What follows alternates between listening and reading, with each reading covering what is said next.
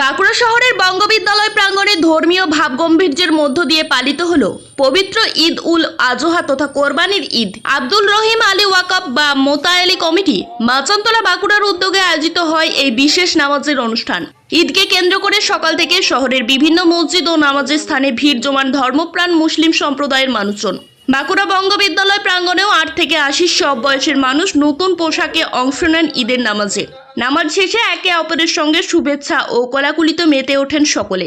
পাশাপাশি আত্মীয় পরিজন ও বন্ধুদের মধ্যে মিষ্টি ও শুভেচ্ছা বিনিময়ের মধ্য দিয়ে উৎসবের আনন্দ ভাগ করে নেন সাধারণ মানুষ। বাঁকুড়া জামা মসজিদের ইমাম মোহাম্মদ গোলাম রাব্বানি জেলাবাসীকে ঈদের শুভেচ্ছা জানান। তিনি শান্তি, সম্প্রীতি ও ভ্রাতৃত্ববোধ বজায় রেখে সকল সম্প্রদায়ের মানুষের সুখ শান্তি কামনা করেন। উৎসবকে ঘিরে প্রশাসনের পক্ষ থেকেও ছিল কড়া নিরাপত্তা ব্যবস্থা। শহরে বিভিন্ন মসজিদ ও গুরুত্বপূর্ণ এলাকায় মোতায়েন ছিল পুলিশ বাহিনী।